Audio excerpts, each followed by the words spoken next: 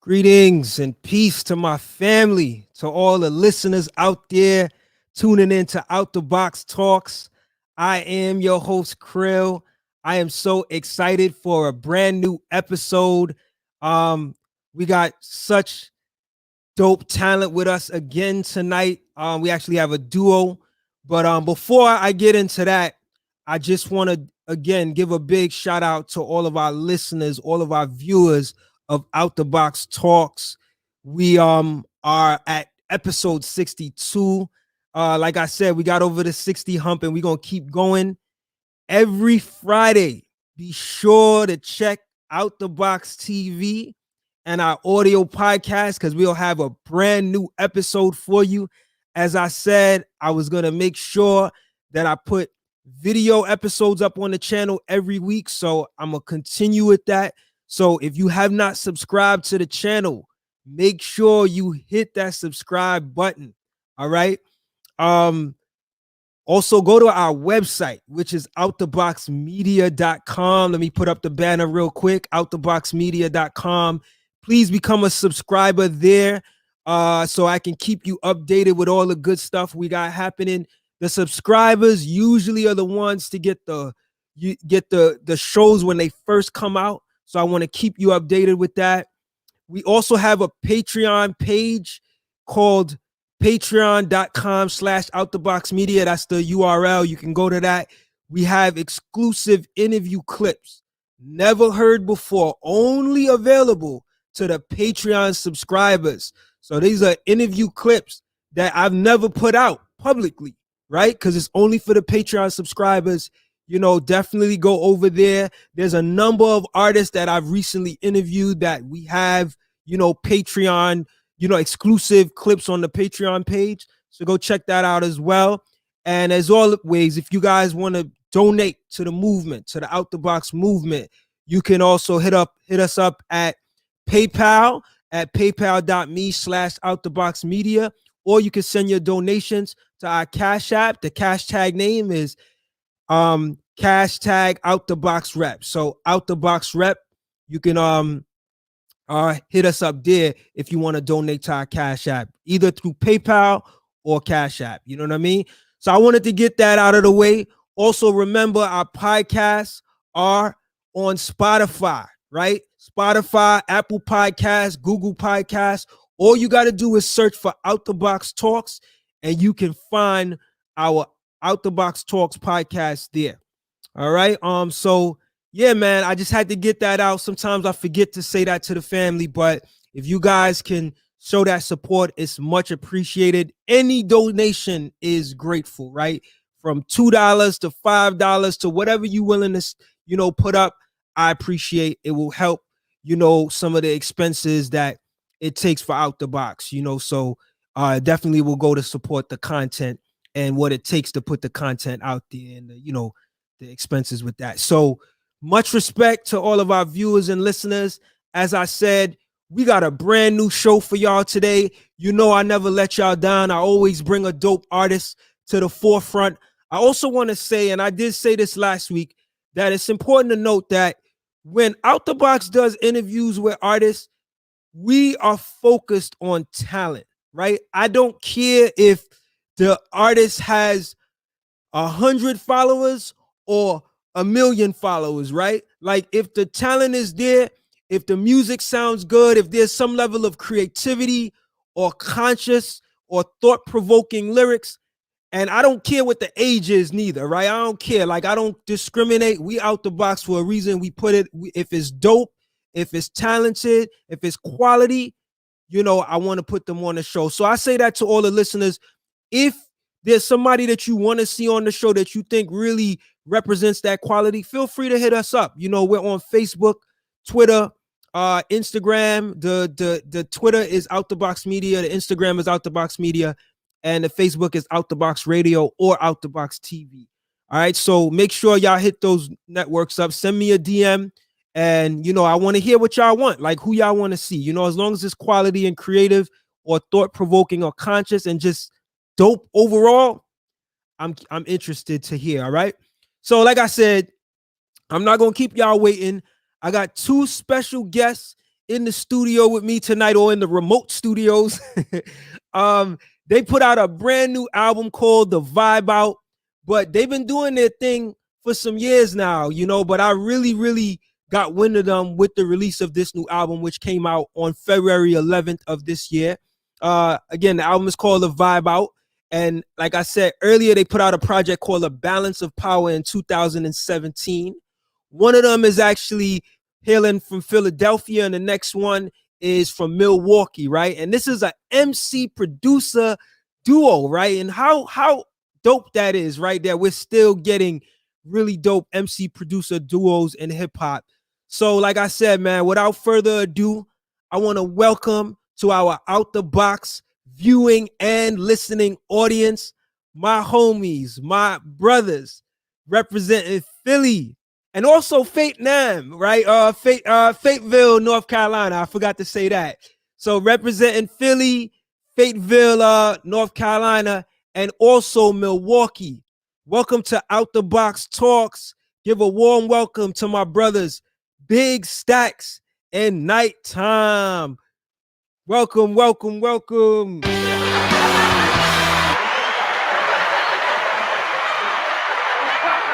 me give y'all an applause again. I just hit the wrong button. Let's get this applause right.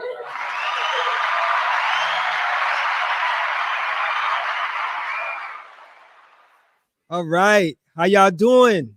What's good? Welcome to Out the Box. What's going on, man? What's going on, Krill? I'm good. My brother MC Nite Tyme in the place. Yes, sir. How's it going, man? Where y'all right now? Like where y'all based at this current moment? Well, I think you said it before. I mean, Stacks is located in the Philadelphia area. I'm in Milwaukee, Wisconsin, but I mean, we talk almost every day. So, virtually, we're based virtually, right? We're connected virtually. So, yeah, man.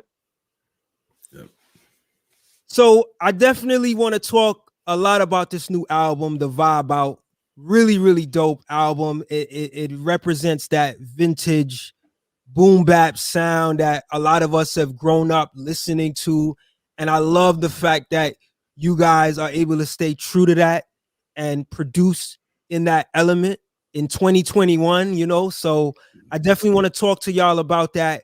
But before we jump into the album, I would like y'all to give the audience some insight on how you individually got started with hip hop. How did hip hop become something that you guys wanted to pursue, musically? I guess I'd have to start with I got into music not even being into hip hop, really. I was actually a drummer first, and I was drumming first. And then I started DJing and got into electronic instruments. And that's what took me to eventually getting into sampling and that sort of thing. And so from drum machines, I moved to sampling. And then, so it's really kind of DJing was my first foray into hip hop, but I really started from just playing drums and just being a musician in general and a record collector as a kid. So it was kind of a natural progression from soul, kind of moving over to more electronic music and then into hip hop. Yeah, for me, it was I was probably about 10 or 11 years old. And I was telling Stacks a story a while ago. He didn't know, but I had this whack name, and my name was Frost E. Trash, right? Complete garbage name. And I had heard LL Cool J on the radio. He was rhyming, and I was like, man, like he was like the first MC that really grabbed me. Like, hey, how does a person like say stuff like this, with such charisma and just brashness? And I tried to write like Cool J, and it didn't work out. So I think little by little, what I would do is I would take, like, back in the day we had tapes, and I would record like my instrumental. So, back in the day, moms had the house speakers, the big floor speakers. And I had like these little 12-inch tapes, and I had instrumentals that I play on the floor speakers. And then on my little boom box, I would record myself rhyming to the instrumental. And I would play it to like my friends in the neighborhood. And when I got a little bit better, my friends were like, that's not you. you're lying. That's not you. So I would just write rhymes, man. And then I got serious about it actually when I went to college. I did like a talent show and I rapped over a KMD Peach Fuzz instrumental. And that's where it kind of took off for me. That's where I got kind of serious about it. Wow. What was the feedback like after rhyming over the Peach Fuzz instrumental? Like what about that moment set it off for you? Because I feel like that moment is a special moment. Yeah, man, I was terrified, man. I was up there and I'm like, oh my God. So they passed me the mic and I started rocking over that Peach Fuzz beat. And man, it was rocking. I had the whole place rocking. And then after that, man, the girls was like, yo, what's up? You know? But it was a great reaction, man. You know, Cass was like, man, you got skills, man. I like your stuff. So it gave me the confidence to really, you know, kind of take it more serious. That's what's up, man. That's what's up. Stacks, I'm glad that you spoke about, you know, being a drummer, because I want to talk to you a little bit about that more later on. Mhm. But I'm glad that y'all, you know, gave a little insight. That we always kind of like to let, you know, the listeners and the viewers know about the history before we jump off into the crux of the interview. So tell me how the two of you came together to collaborate. Like, let's actually take it a little bit further. How did y'all first meet to even begin with? You want to take it off? Yeah. I was a regular at a store on the west side of Milwaukee called Discman, and shout out to my man Qatar. Used to work there. He was a hip hop fan. I was as well. So I'd go in there and I'd take in instrumental, you know, CDs. And he was playing music over the system one day, and Nighttime happened to be in there when he's playing one of my instrumentals, and he goes up to Qatar and hey, what's that? Oh, those are his beats. And then, you know, Nighttime, you know, we start talking. He says he rhymes, and you know, I got the usual producer big head, like, okay, yeah, you know, yeah, everybody raps.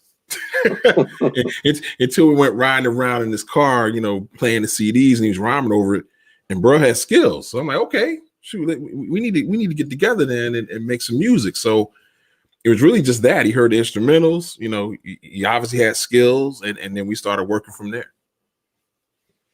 Indeed.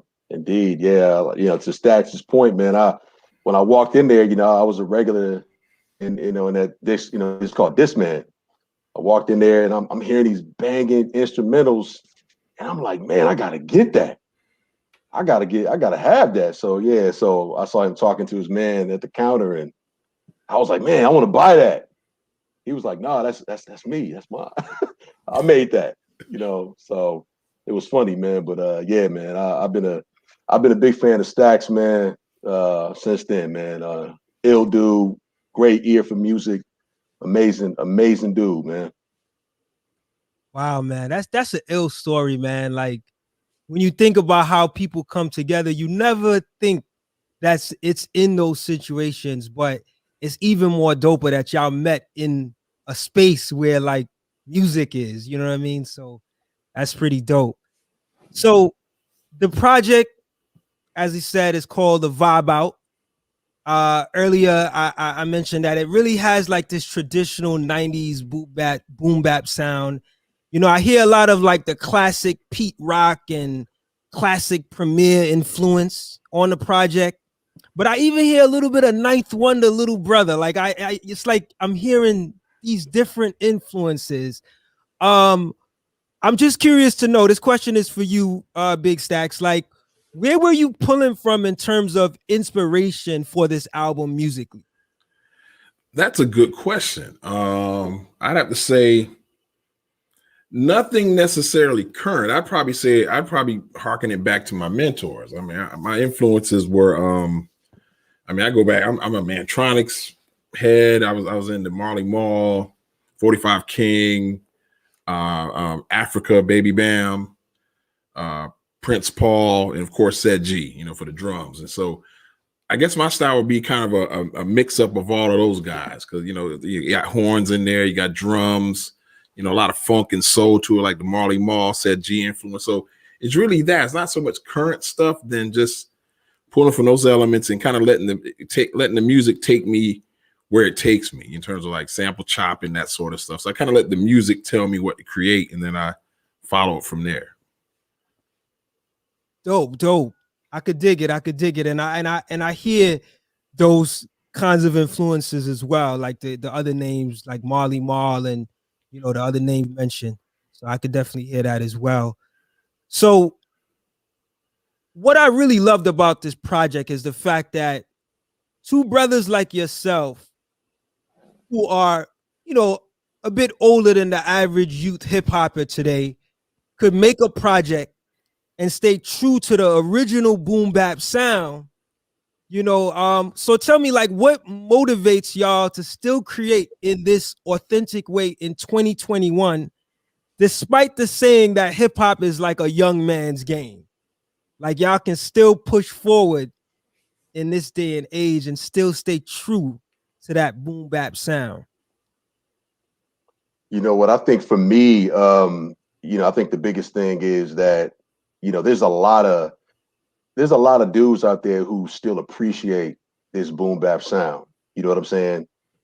There's actually a lot of young cats, man, that are really on board with this sound. And I think a lot of times when you listen to radio, they'll kind of it's kind of like almost as if radio wants you to perceive that there's only one sound of hip hop and that the youth only want to hear one sound. But I mean, when you listen to cats like Dave East or, you hear like Nino Man or Nick Grant, I mean, these are dudes that are spitters. These dudes rhyme and they're young dudes. Even your man Jay Nice, you know what I'm saying? I mean, them dudes can spit, and they have that, those bars, that are reminiscent of, the era that I came up in. But it's almost as if it's like an upgrade a bit, where they're kind of implementing kind of like the new stuff, with some of the old stuff. So it was kind of refreshing for me as an older dude to hear that, because one of the things that I didn't want to do is I didn't want to sound dated in terms of how my cadence was. So it gave me an opportunity to kind of put my ear to the street and kind of, pay attention to kind of what some of these dudes is doing, and then kind of making sure that I polished up my game and that I was coming off fresh. So hopefully, I conveyed that in this project. I'm so glad you said that, man. Like, I'm glad that you guys are still tapped into what some of these younger brothers are doing, because I feel sometimes there could be a divide, right? In terms of some of the older heads not checking for the new heads. And it leads me to another question I wanted to ask y'all. I was actually going to leave this one for later on, but because it's like right on time, I think I'm gonna just go ahead and ask it. Hold on, let me see. Where did I put? How did I recollect? You know what? Let me come back to it. I'm gonna come back to it because I want to ask it the right way. But that's a great point because I want to come back to that. So now Stacks, you are a professional drummer, as you said earlier. Talk about the production on the album. Like, talk to me a little bit more about that. How much of it was live instrumentation versus samples and electronic sounds implemented? Wow. It's kind of everything. I'm one of those, I kind of let the music take me where it takes me. And so it'll usually begin with sample based stuff in terms of like chopping a sample, maybe like a melody line. I might play a bass line over it on either on my live or on the Triton over there. I use the Chord Triton Extreme. Play it. So there's live chord lines on there, of course, the cuts and all that. So it's a mix of everything. It depends on it's really song dependent. Like a good example would be like Live Your Life is pretty much all originally played except for the drums and like a chopped up wah-wah guitar. The rest of it's all played. So it depends on the song. It's sample based as well as kind of chopped up drums, samples. So it's a mix of sample and live instrumentation. And oddly enough, there are no live drums on it, which, maybe I'll get to that at some point. But I chopped up the drums or either programmed them for the most part. But yeah, it's kind of a mix of everything, just whatever the song, calls for. Let me ask you, what made you not want to go with the live drums with this project? Good question. Probably just because I like the gritty sound of the sampling. I guess it's because of the lo-fi, nature of the old records. I like that vintage gritty sound. So it's really that, because actually these would probably sound too clean compared to the sound I'm going for. So I like a little grit in the mix. And so that's why I love sampling. I love that sound. I could dig it. Let me just say I have no problem with it, but I was just curious as a drummer, the reason for why you chose, but it makes a lot of sense. So another thing I wanted to ask you, Stacks, is I feel like I hear you rapping about 3 times, if not maybe 4, on the album. And it was crazy because like I had to kind of figure out which one was you, but after a while I just figured out Nighttime was pretty much all over the record, and I was like, okay, the other voice that I'm hearing is Big Stacks. Why'd you was there reasoning why you rapped a little less on this project? Like, give me some insight on how you chose to show up on records when you did show up. I guess the main thing would be depending on the song. I mean, actually, I kind of called some out. Like, for example, Vibe, I literally said, hey, I want a verse on that because I rhyme too. So, but I'm in this, in the group here, I'm primarily the producer, but I do rhyme. But when it comes to MCing, that's Nighttime show. And, I just come in to support when necessary. But no, really, a lot of the times, for the most part, it was either, hey, I want a verse on that, or like for rhymes, that was kind of more of a concept I came up with, and Nighttime supported on that one. So, but primarily my role is kind of supporting Night in terms of the musical landscape, the soundscape to fit what he's doing. And so, like I said, me rhyming is just more of an occasional thing on our projects. I could dig it. It makes a lot of sense. I just wanted to ask it, because I know I saw you show up a few times. So my next question will be to you, Nighttime. And this will actually get into some of the songs on the album. So I got a lot of questions for you, Nighttime, in terms of the lyrics. If you watched any of my episodes before, I definitely get into the lyrics and some of the quotables in the music. So the first song, you guys probably gonna laugh at this one, but the first song that I'm gonna talk about is Gina. If I'm not mistaken, yeah, you guys can correct me if I'm wrong. It's supposed to represent a guy who's a trick for a girl that's a gold digger. But tell me, how y'all even came up with the term? Is it an actual term that y'all use to refer to dudes like that? Like, give me a little history. Yeah, well, actually, it's a term that I made up. So me and my man, shout out to my man Rick Johnson. That's my boy. We used to, back in the day, we used to watch. I can't remember this dude, man. He was on YouTube. He had like the Marvin Gaye picture, and he was always talking about like manginas, right? So he was talking about like simp dudes, and he had like a British accent, and he was like manginas and all this stuff. So I took the term Gina, and we started joking, playing around with it, just me and him, and only me and him knew about the term. And I said, one day I'm gonna write a song about it, because we would always joke around like we're with the wives, and we would say, man, it's China shit. And they didn't know what we was talking about. And they were like, what are you guys talking about? So I said, one day we'll make a song about it. And there it is, man. I made a song about it. I just called it Gina. Said I'm take it to the stage, take it to the mic. So that's the backstory of Gina. Got it. I mean, it didn't take long for me to get what it was, but it's the hook. The hook was throwing me off a little bit because he was like, I'm not a Gina, but damn, she fine. And then when I got to the end of it, I was like, oh, okay, I get it now. You know what I mean? So I just wanted to know, like, is this like a term that y'all would say back in your neighborhood? But it's cool to hear that backstory. Yes, now, sir. I know it's, for the last year, we've been pretty much in the pandemic, and, a lot of artists haven't gotten the chance to tour. What are you guys, like, what are y'all plans as far as this record in terms of getting it out there despite not being able to physically tour? Are y'all trying to do like any type of live streaming tours, or, or any other ways of promotion? that y'all have in mind? Me go for that, Stacks. You got Yeah, that it's one. not you're you're the marketer, so Yeah. I mean, right now, yeah, I'm sorry. Right now, we definitely want to get, some video footage out there, and get some visuals in front of people, because I think that was the intention of doing a vibe out. The whole goal was we wanted to make sure that we did a video. We wanted to place a visual of who Big Stacks at Nighttime were, because I think sometimes people have a hard time kind of understanding a group when they don't see them. So I think it was necessary for us to put out some visuals. But I guess to answer your question, I know that, we kind of talk and kind of go back and forth about possibly maybe doing some virtual shows and, doing some things like that.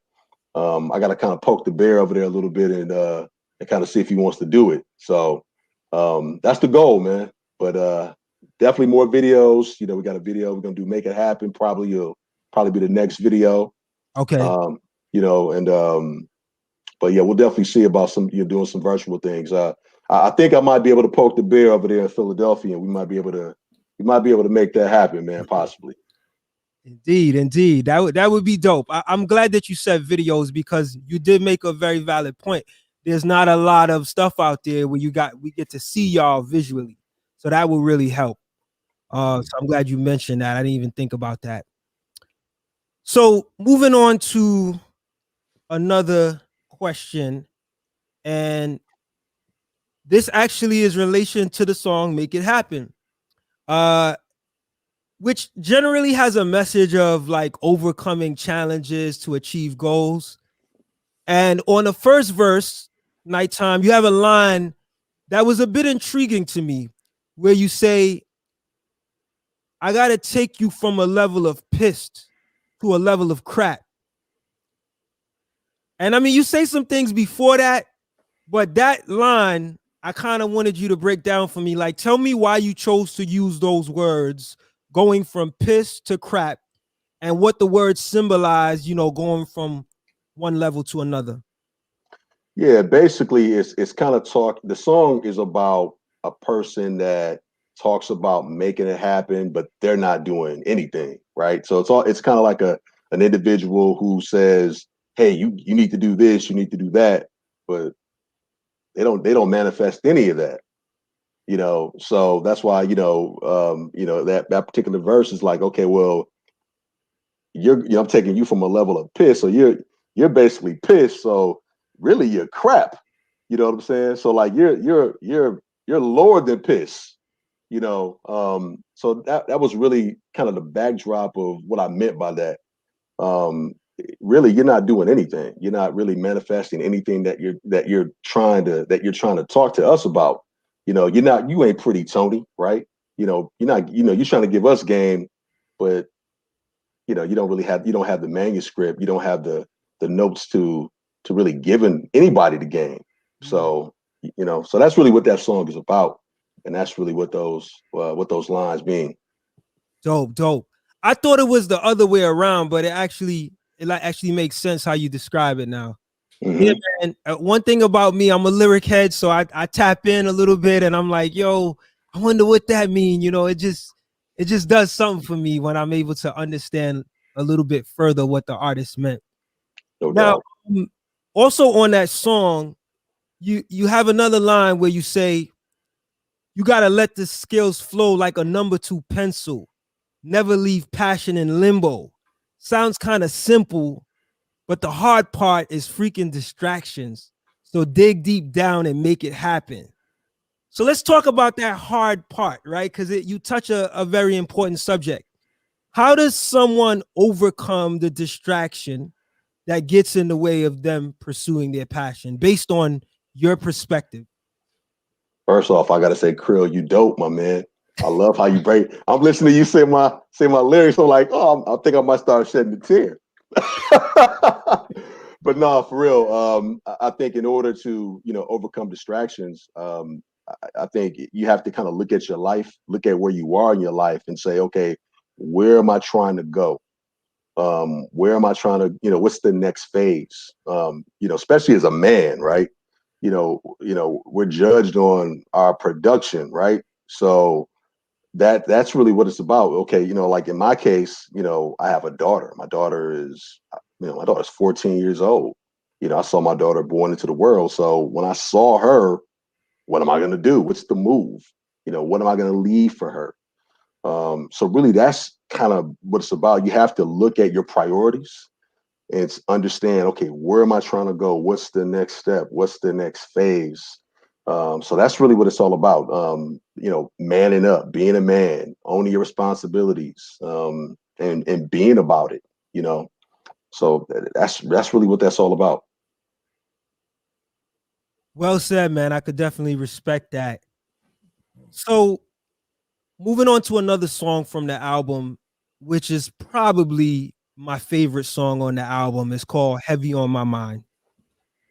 And I really like it just for the fact that the emotion of the song is so deep and the melody sounds so good. So for those that may not know, it's a song that kind of expresses some of the challenges we've been facing within the last year with regards to the pandemic, as well as like the ongoing oppression and racial injustice that Black people have had to deal with up until this point. How'd you guys come up with the message for the song? Did it happen? Did the instrumental dictate the direction y'all were going the message, or was this something y'all were planning even before the production?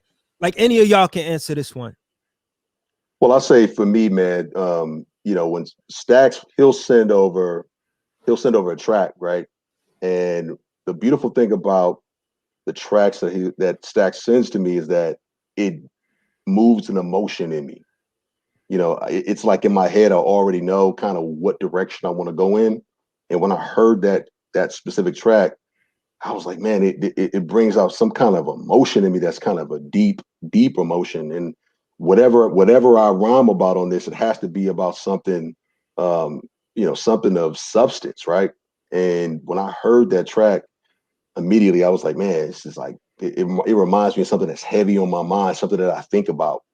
And that's kind of where that derived from. And when we wrote this, or I say when we came up with this concept, you figure we were right in the heart of COVID. COVID was fresh and new.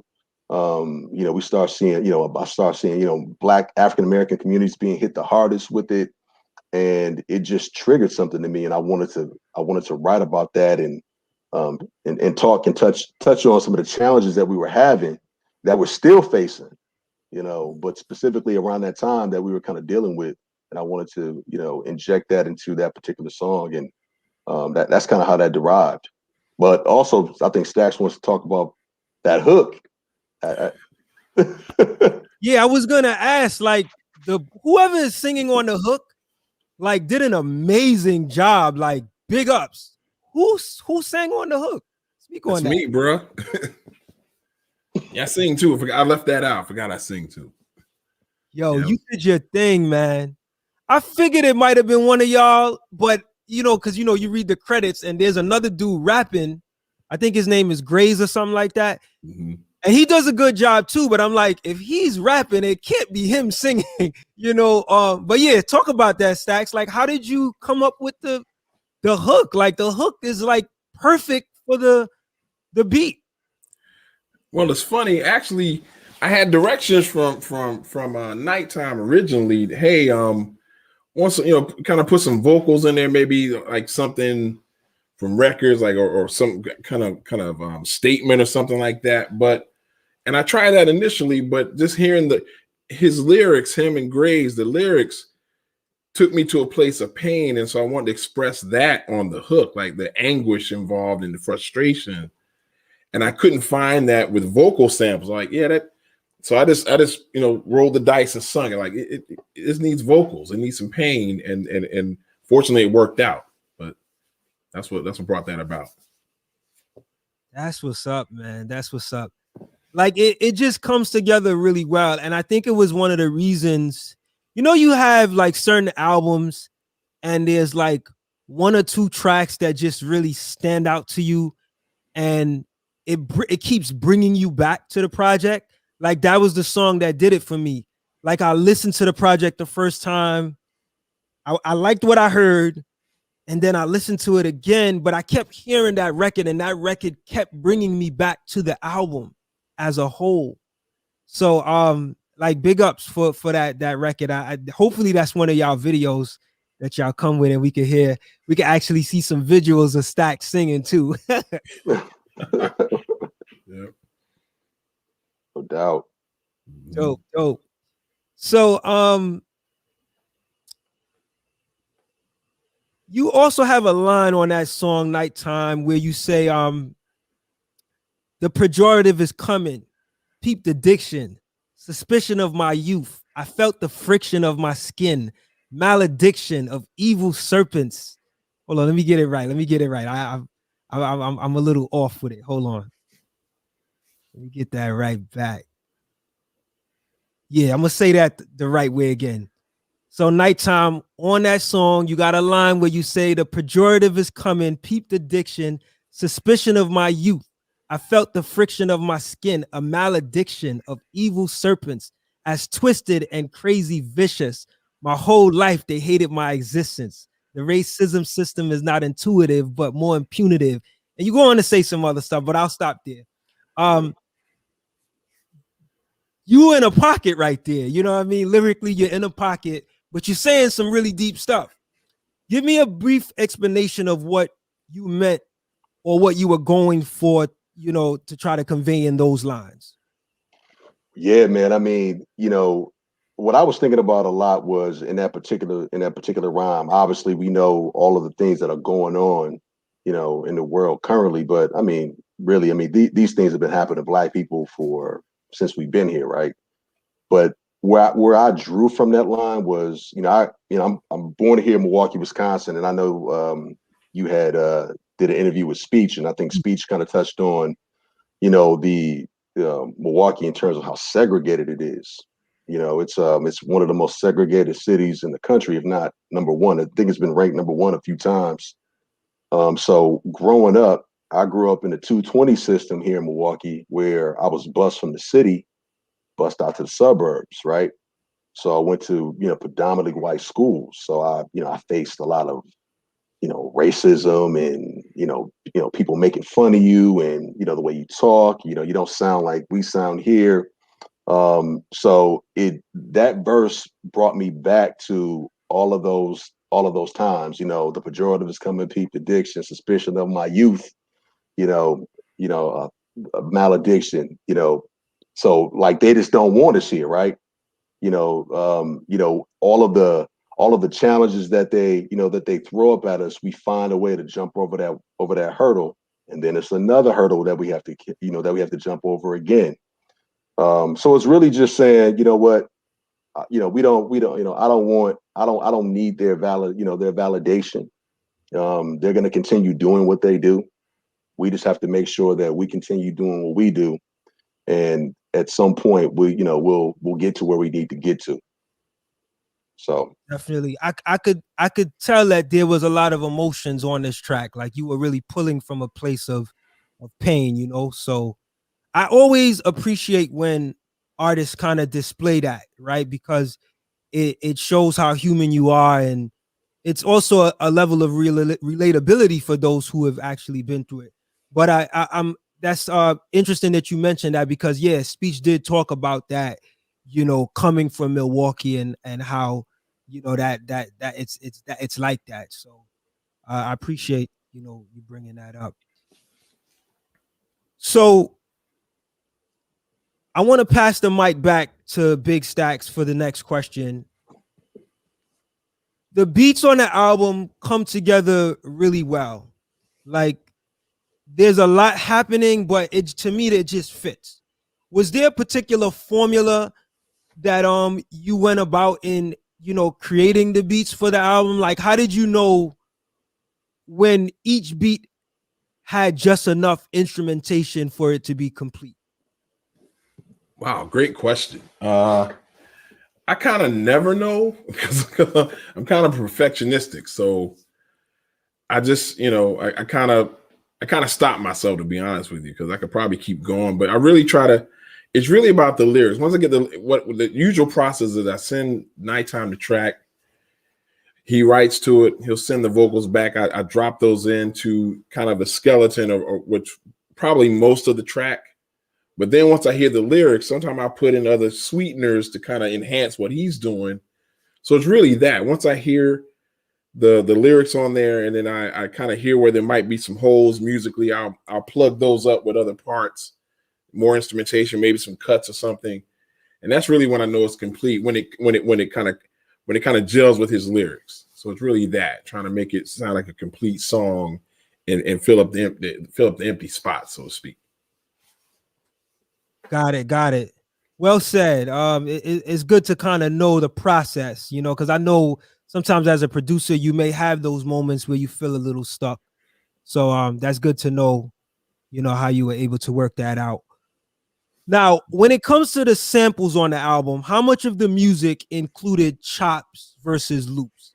Like I gotta say I haven't listened like keenly enough to be like, okay, he did loops on this, but just as a producer, like how much of it, like did you kind of find a flow with that, with chops or loops? Like what was speaking to you most on the project? It's funny you asked that. Nighttime and I had a conversation about that. I was actually playing him a lot of the stuff, and I think I shocked him too. I can only count maybe, what do we say, 3 or 4 just loops. Right? Everything is pretty much chopped up. Even horn lines, all that stuff, all those are chops. So the chop game is serious. I don't think people realize you can chop and make it sound, you know, cohesive. It doesn't have to sound choppy and stilted. Like for a good example would be My Eyes, like the horn line, bass line, that's chopped. Doesn't sound like it. Oh. Or Vibe Out, those are all chops. All those little pieces or satin, those are chops. And then bass line played over. So now I'd say 99% of the album, the samples are chops. Dope. Are you? Is it safe to say that you're a chop guy versus being a loop guy? Like you just prefer to chop either way? Dope. Yeah, it gives you more control. Because it actually is a tip to the up and coming producers. You're freer when you chop, because I literally search now sampling wise for sounds versus the sample itself. I'll sample for, like, good example, Live Your Life. I want a guitar. Well, I don't play guitar, but I can chop up a wah-wah guitar, a rhythm guitar, and it gives it that continuity, like a kind of like a 70s dance track. It's got that movement. But when you can chop, you can pick instruments that fit your arrangement and play what you want it to play. So that's why I love chopping. I was gonna ask you, like, do you do your drums first or do you do your drums after you do the chops? Like, do you play your drums first and then try to do the chops to match the drums? Like, how does that work? Or is it the other way around? Great question. I tend to be melody and bass line first, and then I make the drums fit that. So for example, the drums I wouldn't use the kind of drums I use in Joya on Nostalgia, because it's a harder song. So I tend to make the drums fit the music, so it's cohesive. Dope. You know, I had to get it in, man. I had to get my producer questions in there for you, brother. Yep. And I got a couple more. So yeah, let's jump to another question. Before I do that, let me just take a moment just to tell all of our listeners right there, man, if y'all are tuning in via our audio podcast, make sure to hit that follow button. If Spotify is where you like listening, make sure you hit that follow button so you could get updated when we do a new show. As I said, every Friday we do a new episode. And also remember to go visit us on our website at outtheboxmedia.com. Right. And like I said earlier, man, our podcast, Spotify, Apple, Google Podcasts. So yeah, I just wanted to get that out there for the listeners, brothers. So this project, man, I gotta say, the title really fits the vibe. You know, it's the vibe out. Like, was that something that, did y'all come up with the title before y'all started making the album, or did it just come out after seeing the vibe of the album? Yeah, I mean, the title, man, was something I came up with because, you know, Stacks had finished his album up, the Never Favorite project, and he was ready to rock and roll with our project. And I was like, man, let me go back a little bit. On the Never Favor project, I actually did a feature on there on this Old Heads song, a joint called Old Heads. And that was actually the first time I had actually rhymed for a minute. Okay. So when it was time for us to do our project and he had provided, several tracks for me, I was like, man, we vibing, man. We just vibing out, man. Man, we need to call this the vibe out. You know what? I think we should make the first song called the vibe out. And that's kind of really just how it came about with the title. Yeah, I really like the first song too, man. Y'all really just kind of hit it with that. Like it's funny because like it's one of those songs that it starts off the album and you don't even realize like that it's the first song because it just kind of just flows, right in. And then when you go back, like when I went back and I listened to it again, I was like, oh, it kind of like sets the tone for what's to come, like the sound that you're gonna get to hear, So I thought that was dope that y'all strategically placed it as the first official song. It definitely worked for the body of the project. Mm-hmm. So yeah, no problem. So I wanted to ask you about, there's another track on there which you really, really go in Nighttime on, and it's called Deeper Connection featuring Joya. It's a song that I believe is about like finding good chemistry with a significant other or partner that you might be courting. And either of you can answer this question, but from your experience, I guess we'll start with Nighttime, being that you did the lyrics. But from your experience, how does one find their deeper connect? Like, what are some characteristics in dating or in a relationship that would reveal the deeper connect is actually there, that is present? Well, obviously as a man, you want to be physically attracted to someone, but I think aside from just that, when you meet them, there's like a chemistry that you have, a conversation. You start seeing, certain things that line up in terms of, where they want to go, in terms of maybe a career path. And sometimes you have a deeper connection just because you guys just vibe. I mean, there's just a chemistry that you just have, they like your jokes. You like how they smell. They're easy to talk to. They're transparent. A lot of things just line up in terms of just, you start seeing wifey things. And then from there, you go out on another date, you continue to date, and before you know it, you're in a serious committed relationship. So, it's just a lot of different things. I think, as a man, for me at least, I think I want it to be with somebody, and I have my deeper connection. My deep connection, I've been with mine for 11 years, so that's my DC. But the kind of person that she was, what I mean, in terms of just being classy, the way she carried herself, the way she conducted herself. I was just attracted to her femininity, and from there it was just it was a no brainer. So I think in terms of having that DC in the song that I wrote, I visualize, like my wife when I first met her, when she walked through the room, and I started to get to know her, and I started talking to her, and I started to see that she had other levels to her, aside from just the physical levels. So I think that's how you start to process that DC, that deeper connection. Let me ask you, brother, how'd your wife feel about the song? Did she did she give you like, good job? Wonderful. Yeah. That's dope. She loves the song, man. That's actually one of her favorite songs on the album. Dope. I'm glad that you guys were able to do the Gina song, but also do this song. Like you show the other side of it, like the grown man, the elevation. Like I appreciate that, So yeah, I just wanted to ask that, man. It's dope record. And I could see that it was more of like a sentimental record, and I like how y'all used the DC, kind of like the acronym to represent it, man. You wanna share your thoughts on that, Big Stacks? Like, let's talk about the production of that track. What inspired the direction that you took the production of that track? Weirdly enough, you know what inspired, what kind of led that track off. It's the guitar chops. It's something was funky about those guitar chops, and I ended up building everything around that. So that little peak, and that kind of inspired it to me. It's something about that, and then I found the string parts to kind of round it out, and I added some bass line to it. But I just thought it was a nice groove.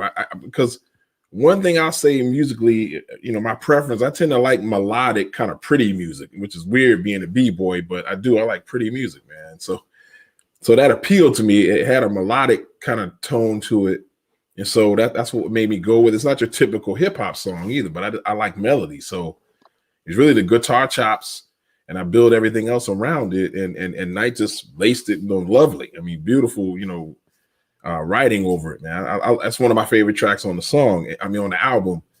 But it was really just trying to make a beautiful song. I mean, I just heard something. I don't know what I heard, but it's amazing. That little guitar part kind of was the spark for everything else, and it's kind of built around it.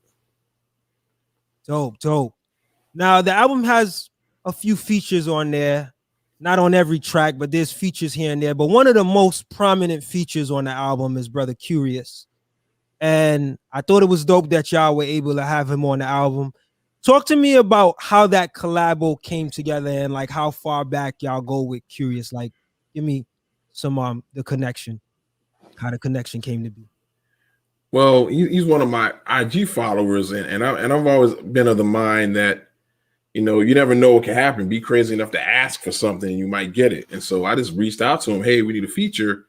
We had a few fall through that we had planned initially, and I'm like, well, I kind of vibed with him. He's commented on some videos and things I've done. Let me reach out to him, and he said yes. And just for those that might want to work with him in the future, he turned it around in like 3 days. So that's dope. Yeah, that's dope. Like shouts. Curious, man. I'm curious to know, like, what motivated you to go with him? Like, I'm sure there were, like you said, there were some other names, but when you decide, I know for me, like when I decide to interview someone, there's a connection I have, right? And I'm like, okay, that makes sense for what I do, right?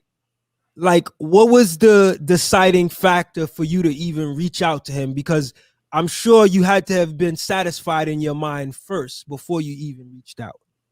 Oh, because he's nasty. I mean, just lyrically, that was easy. I mean, I was a fan back in the day, so I mean, it's. And then I heard, recent stuff he's doing. He's still spitting fire bars. So it was a no-brainer to ask him. I mean, he was still spitting that heat. So that was the choice. That's dope, man. Shout out to Curious, man. Indeed. George, man. Original. All right. So I just wanted to ask about that, man, because there's other features on there too. Like, I guess I'll do that. That'll be next. Like, how did y'all choose the other features? Were these people like y'all were cool with, or were y'all kind of going after them the same way that you did with Curious, like familiar with them through like social media and so forth? Well, I'll say, like with Heavy on My Mind, we was talking about that song earlier. That was an IG connection. Gray's the cat that's on that album, excuse me, he's from Cali. And I saw, and I think we were kind of talking about, some of the young dudes who, I like, in hip hop right now. And he was one of those young dudes that I liked. I saw some stuff that he was doing on IG, and I'm like, man, this dude is ripping it up. And I reached out to him, and real cool brother, man. He, came back, took him probably a few days to ink it, and he sent it back, and the rest was history. I know both of us have a relationship with Half Breed on the Going In joint, the one that Curious is on. And I had asked Half Breed to be a part of that project as well. And then Stacks had the relationship with Joya. I'll let Stacks maybe touch on that. But Joya is amazing. Yeah, it was mainly same thing. Kind of vibe to some of my instrumental videos. Kind of, you talked about some production and things like that, but just kind of commented on some things, and so there was a little rapport. So again, I kind of threw the Hail Mary and asked. I'm one of those weirdos. I was that way when I was out there in the game. I just walk up to women. I was that guy. So I don't mind just walking up to people and making requests. I was that dude. Hey, shoot me down didn't hurt. And see, a lot of time people self-handicap by not making that attempt. So I would strongly suggest to people out there for like budding artists, reach out to some of those people you look up to. They might say yes, and you guys could work out the business and they could work with you. So don't self-handicap by talking yourself out of it. Try it. Just ask. That's such a great point. And I want to say that's one of the reasons I've been able to move forward and also sustain Out the Box over, past a decade now, is just keeping pushing, right? Like the worst that you could get is a no, or or sometimes you might just not get a response. But that ambition is definitely what keeps you going. And over time you build your track record, right? You build, your track list, or your the guests that could kind of vouch for you. So yeah, I think that's a very good thing to note, because you never know. It might just be that one artist that you don't think, and it works out. But that's a great point. So another favorite song of mine on the album is called Rhymes. And I gotta say, I love how y'all both rip the lyrics on the song, because y'all are like giving it up to the like lyrical pioneers of hip hop. It's just an official record like that. When you look at hip hop in terms of the vast underground today, and this is like a follow up to what you guys were talking about earlier. So when you look at hip hop in terms of the vast underground today, I would say the mainstream, but that'd be too easy. But when you think about the vast underground or the vast independent hip hop scene, you feel like hip hop is elevated, or at least stayed on the same level lyrically like it was before in the 90s golden era? Like, how do y'all feel about hip hop today, particularly in the underground or the independent scene? You want to go ahead? I think I'll wait on that way. I'll let you start. All right. Well, I'll say for me personally, I think I used to have the mindset of, man, these dudes is trash. They whack. They can't spit anymore. But I think what I started to do is, the world is a big place, right? It's a huge place. There's a lot of dudes, man, out here who got bars, man. I mean, it's a lot of dudes out here that rhyme. There's a lot of dudes out here who have appreciation for the culture, and they have an appreciation to advance the culture. And I had an opportunity to see that when I started to kind of like see some of these young dudes. I was, talking about Grays, and it's a young dude in his 20s, man, and he has an appreciation for the culture. I see, guys like Nick Grant, as I was, kind of talking to you about earlier. These dudes have an appreciation for the culture. Joey Badass, appreciation for the culture. And there's a lot of other dudes too, man, who are necessarily like, famous, but they have an appreciation for the culture. So if you don't look at the radio and you really look at it in a bigger scale, there's a lot of dudes who have bars. And I think the lyrical content has gotten, in my opinion, has gotten more complex, in my personal opinion. So there is a bucket for trash, but there also is a bucket for guys who have elevated the lyrical content, who are stepping it up, and who really want to make you kind of like do your homework and get your pen game right. Got it. Well said. Now, when you say complex, would you say that's a good thing versus, simplistic? Like how I don't want to go out and say complex is better, but is complex an elevation? What I'll say, I'm sorry. Growth?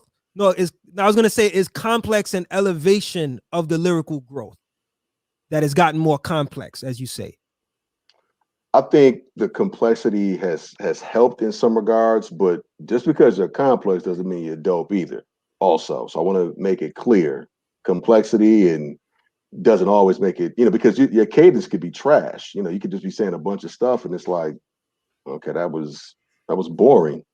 It was complex, but this dude said something that was a little bit more simplistic. But I mean, the flavor, the vibe, and the way in which he delivered it was just better than yours. And then the dope, the voice inflection may have been better.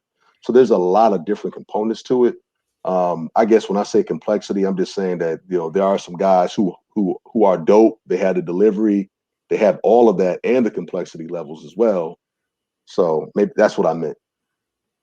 Okay, that makes a lot of sense. That makes a lot of sense. This is a topic that, there's struggles with, right? Some people, like I'll say for myself, even though I grew up in the 90s and I was tapped into hip hop in the 90s, hip hop really started to make a huge impact on me around 2004, 2005. And for somebody who grows up in the golden era, it's like you can't match it up. Like people that came up on Rakim and KRS, and I mean, I have profound respect for the pioneers. To this day, like KRS is one of my favorites, but my love for hip hop just got elevated like in 2004. And my bias, I might be a little bit biased because that's when I became more studious. I started doing college radio in like 2002, 2003. And that's when this whole journalist thing started to turn around. So I became more studious and I became more, I started seeking the music out more. So it opened me up to more and it got me more excited. So I know that not everybody has that vantage point, but I struggle sometimes with this question because I know that really it's not, you can't compare the Rakim KRS era to what we're experiencing now, but I do still feel like there's a lot of dopeness out. And I don't know if it's because I'm so tapped into what's happening in the underground or in the independent scene. Like I'm literally checking for new music. I wouldn't have known about y'all if I wasn't this tapped in. So I don't know. I wanted to know like how y'all feel about that. Can y'all see, are y'all able to see both sides now because you guys come from that era, but you guys are still artists now marketing in this time? Like, does that make sense? Oh, perfectly. I'd say the main difference to me in this era versus, back in the day is that I guess I would say, and I don't know if this is going to, I hope it doesn't come across negative, but there's less of a filter now. So more artists get to come into the game. And so with that, you get this illusion that, there's just so much worse stuff out there. No, that stuff probably existed in the golden era too. It just didn't get signed and you didn't hear it. See, now someone can put it out themselves. And so the one difference I'd say now is that there's more variation. Right? So, you have, you can go from garbage to amazing in the underground scene. And the idea is what you're saying, Krills, is being tapped into what's amazing. And there's a lot of amazing hip hop in the underground out there, but there's some trash you got to filter through too. So, and there's more of it because like I say, anyone can do it out of their bedroom, has an internet connection and a few bucks, can put out an album. But there's a lot of good stuff out there. And I wouldn't let that cloud or bias the judgment. Yeah. So I think it has elevated. And I think that the lineage you're talking about, I think helps us in terms of navigating even this phase because we come from the era when skills mattered. I mean, that's really our bottom line, I'd say, as a group, is that we're about the skills and the talent. And it's not about gimmicks and tricks. It's make good music and the people that come to it. It's kind of like Mo Better Blues. You play the music people want to hear and the people will come, like Shadow said. I could dig it. And I'm glad you spoke about the filter. Like, I feel like back then there was like limited how you say, limited outlets that you can go to get music.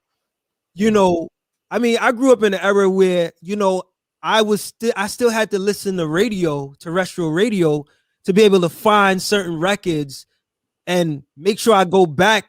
You know, like if it was playing Monday night, I'd have to go back to the show the next Monday and hope that they played it and have my cassette ready to record the track to be able to listen to it on my own again.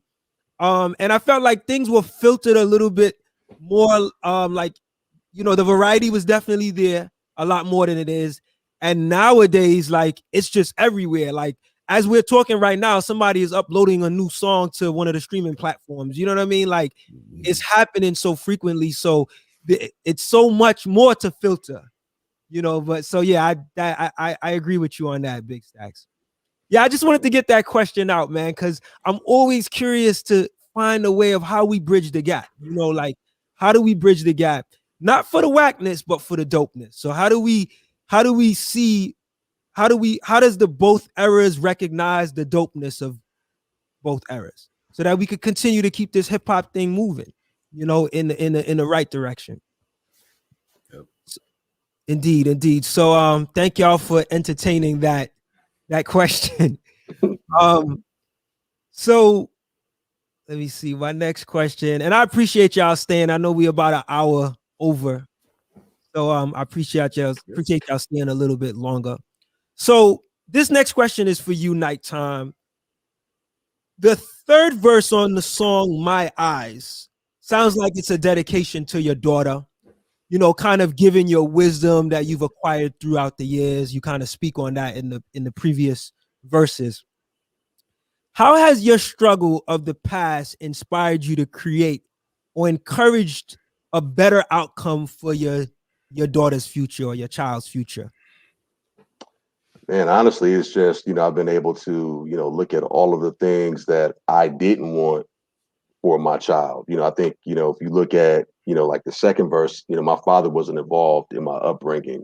He didn't play a part, which is unfortunate because you have so many, Black children who grow up fatherless and they don't have a dedicated father in a home. So, I was one of those, kids that didn't have that. Moms did everything, right? So for me, it was important for me when I, had a child or children, I wanted to make sure that I was a present father. And I wanted to make sure that I was doing the necessary things that it took for my daughter to have all of the advantages that I didn't have. And it's paid dividends for me. So, that's really it, man. Just, looking at my upbringing and saying, hey, I don't want my kid ever going through any of the struggles that I had.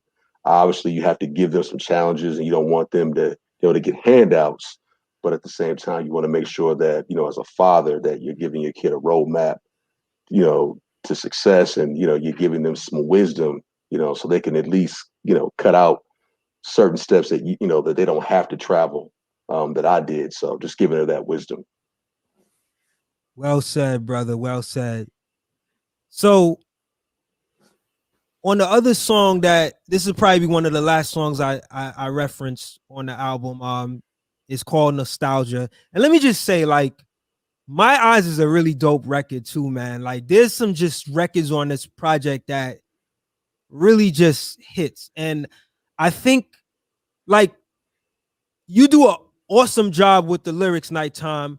But if I could be a little bit biased, I think the production really makes this project come together. You know what I mean? Like, and just the chemistry that y'all have, it just works. Let me ask y'all, how long have y'all been working together? Is like, and you might have said this earlier, so I forgot, but I know 2017 is when y'all released the first project y'all had. But like, do y'all feel like y'all chemistry have gotten better since the Balance of Power in 2017? Oh, absolutely. I don't know, Stacks, you want to take that or? Oh, I would just agree. Yes. Yeah. Absolutely. A lot better. Dope. Yeah, I could definitely tell that you guys are able to really mesh well. you know, and Stacks knows exactly when to come in with the lyrics and what tracks, man. But it's definitely your show. I recognize that Nighttime, and like I said, you definitely do a wonderful job.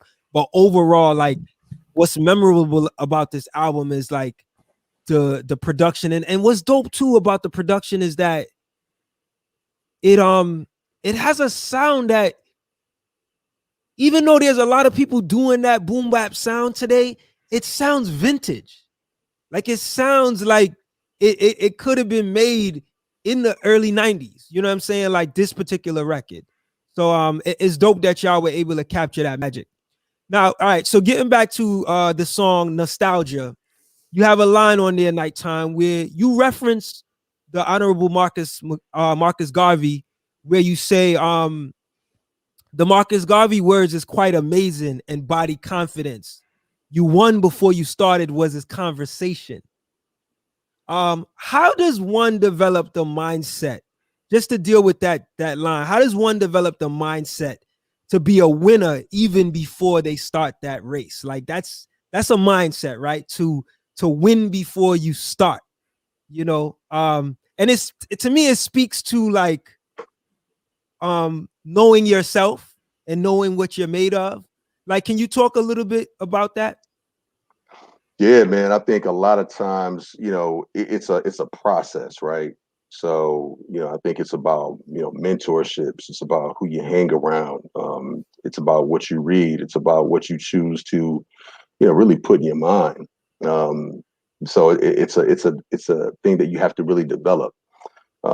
Sometimes you may come from a situation where you have nothing, but you envision winning.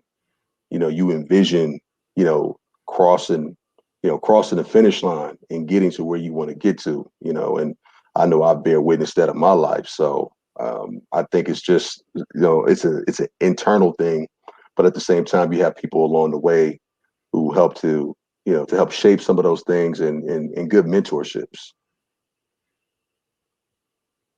Yeah, that makes a lot of sense, man. When you think about the different subject matters that's discussed on the album, it's really well rounded. You know, you guys are talking about everything from relationships to, you know, challenges that, Black people have faced, the pandemic, you're talking about, what's happening now. Like, was that the aim initially, to just tap into a number of different topics that relate to like real life with the vibe out? Absolutely. I think for me, man, growing up, my favorite albums were albums that had content. Obviously, you had, your spitters and cats that had like great all the punchlines and what have you. But my favorite projects were those conceptual albums, like, Pete Rock and CL Smooth, um, the Letter Main Ingredient, the Tribe albums. There were, they had like that symmetry to them. There was topics that they had, and it had that balance to them.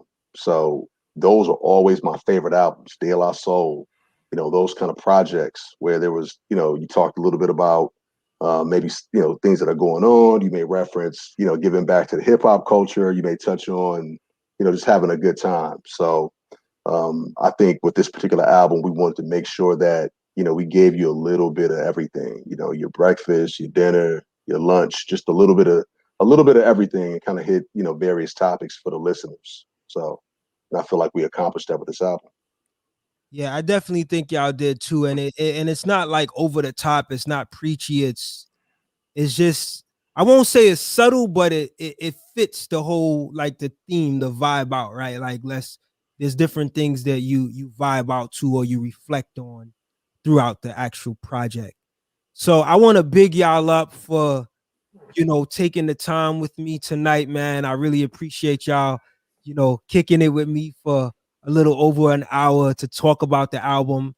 Before we go, I want to ask, like, what is next in store for y'all? Like, I feel like there's a lot more to come in terms of people getting to know who Nighttime and Big Stacks is. And I know you guys have the videos coming up, but is it too early to say that there'll be another project coming, or are there like even individual things that you guys are working on that people could possibly check for? Good question. Well, let's see. Well, yeah, there's stuff coming down the pike. I'm doing a follow-up to Never Favored. Probably I'll start on that probably in, who knows, probably soon.